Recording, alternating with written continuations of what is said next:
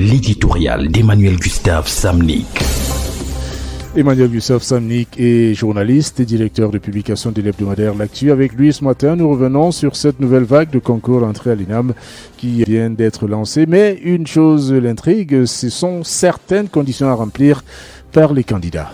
L'École nationale d'administration et de magistrature, l'ENAM, a effectivement lancé divers concours ces derniers jours. Et les concours sont ouverts dans toutes les filières de l'ENAM. Et dans tous les cycles, parce qu'il y a le cycle A qui est réservé aux candidats titulaires d'au moins la licence.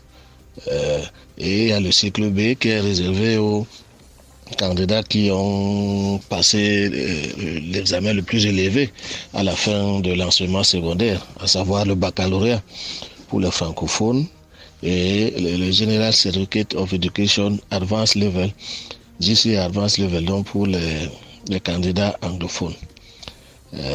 C'est à ce niveau, au niveau du concours du cycle B et des conditions qui sont posées que je me suis interrogé. En tout cas, ma curiosité a été attirée.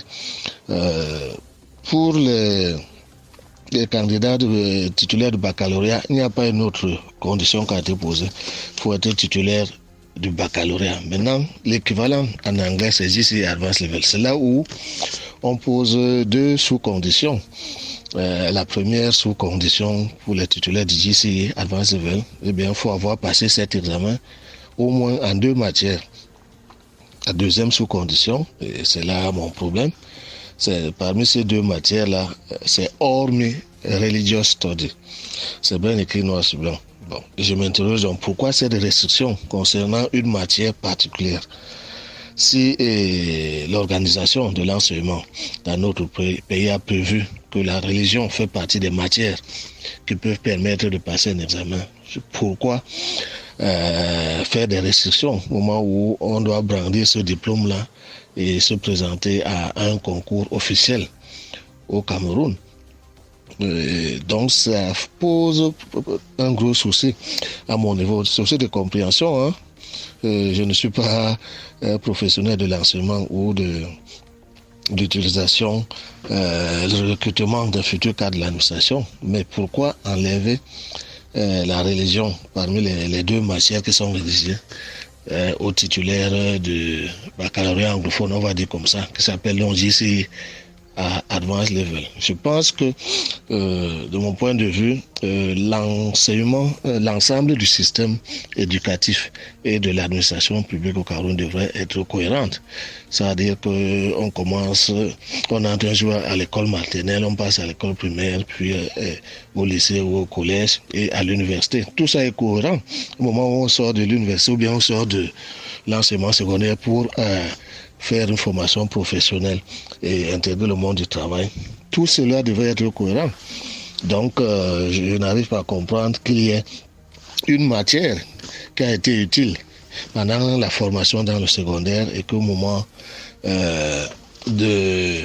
d'inviter les gens à se porter candidat à un concours administratif, un concours officiel au Cameroun, qu'on dise qu'il y a cette matière-là, on n'en tient pas compte. Et je me demande si, par exemple, les 2 matières, un candidat a pour les 2 matières dans son GCE Advanced Level, physics et mathématiques, par exemple, est-ce que c'est utile dans la formation des auditeurs de justice, c'est-à-dire des futurs magistrats ou des greffiers? Est-ce important dans la formation des inspecteurs des douanes ou des impôts, des inspecteurs de travail, ou alors dans la formation des administrateurs civils? Je ne crois pas. Et donc, cette restriction-là, véritablement, me cause un gros souci. Et clairement, qu'est-ce qui fait problème? Faudrait-il éliminer la religion dans les programmes scolaires? Non, pas du tout. Au contraire, je milite ardemment pour le maintien de la religion comme matière là où elle est programmée comme discipline académique. C'est-à-dire, par exemple, dans la formation qui conduit à l'obtention du GCE Advanced Level. Je milite pour son maintien et je milite davantage encore pour l'intégration de la religion dans d'autres programmes scolaires où elle n'est pas prévue comme matière. Pourquoi je le dis? Regardez le contexte dans lequel nous vivons. qui est marqué par, on va dire, le triomphe de l'immoralité. C'est-à-dire c'est l'immoralité qui a le vent en poupe aujourd'hui au sein de notre société, et notamment dans le domaine qui nous concerne, c'est-à-dire l'environnement scolaire et académique. Il ne se passe pas une semaine ou un mois sans qu'on nous raconte un fait divers enregistré dans un établissement scolaire où les enfants consomment la drogue, où les parents viennent même battre des enseignants parce qu'eux, ils sont armés ou bien sont des têtes couronnées de la haute administration, où il y a même des tournages, on va dire, des films pornographiques dans les lycées et collèges, et ainsi de suite. Donc, l'immoralité a véritablement le vent en poupe. Et dans ce contexte-là, je crois plus que jamais, on a besoin des études religieuses. Parce que la religion est là pour prêcher la bonne conduite. Donc, concernant donc des concours qui conduisent à l'administration, le recrutement des futurs cadres de l'administration, je crois que là aussi on a un grand besoin. On aura un grand besoin de la religion, des études religieuses. Parce que vous n'êtes pas sans savoir que les produits de l'ENAM sont réputés pour être des grands foyers de la corruption une fois sur le terrain. Les douanes, les impôts et même la magistrature. Je n'invente rien. Toutes les études, la CONAC l'a dit, les ONG l'ont proclamé, tous les rapports, toutes les études indiquent que ce corps de métier-là sont de grands foyers de la corruption. Je n'accable pas une profession particulière parce qu'en réalité, il y a les brebis galeuses partout, dans tous les métiers.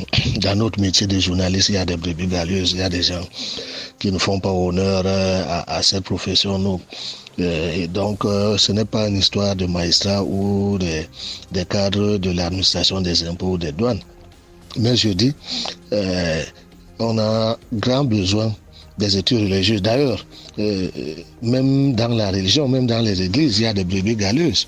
Tous ces scandales-là qu'on entend au fil des jours, du Vatican jusqu'aux petites églises de sous-quartier, les nouvelles églises réveillées, comme le disait l'une des chansons des Ivoiriens, il y a les bons pasteurs et il y a les bons pasteurs. Donc là n'est pas le problème. Le problème, c'est que il faudrait avoir un supplément de l'apport religieux, donc de l'apport de la religion dans la formation d'une manière générale des cadres qui sont appelés à occuper l'espace professionnel au Cameroun. Donc, pour répondre clairement à votre question, je dis non, moi je milite pour la religion parce que je pense qu'elle peut être utile pour davantage préparer les futurs cadres à remplir leur mission sans céder à l'immoralité qui court désormais les rues au Cameroun.